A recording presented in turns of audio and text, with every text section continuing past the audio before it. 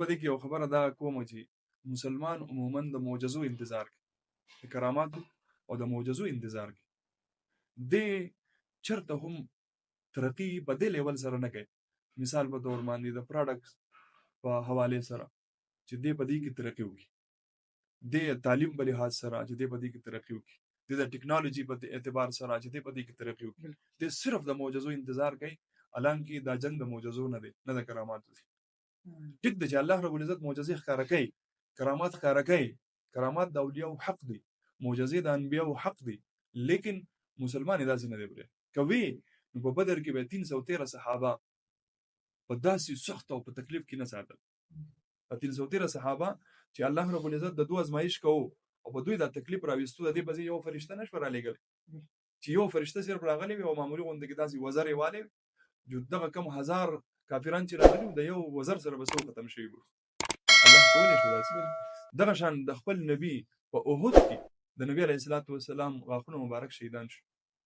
نو کدا د معجزاتو دنیاوي نبی علیه الصلاۃ والسلام چې الله محبوب دی او الله رب العزت خپل حبیب ته فرمایي ولا سوف يعطيك ربك فترضى، یا زما حبیب تعالی به دومره درکم تا به رضا کړم.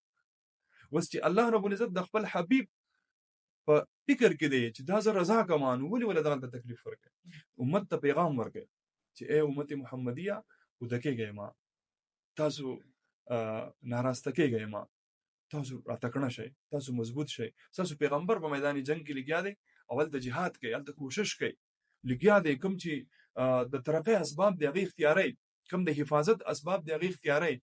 نو په دې باندې نه چې ته معجزو انتظار کوي، مونږ دې د مونږ پسې نه دي، روزي دې د روزي پسې نه ده، ستا معاملات ته وګوره، معاملات د ټول 2 نمبر دي. ته د الله رب العزت مدد څنګه راکاږي؟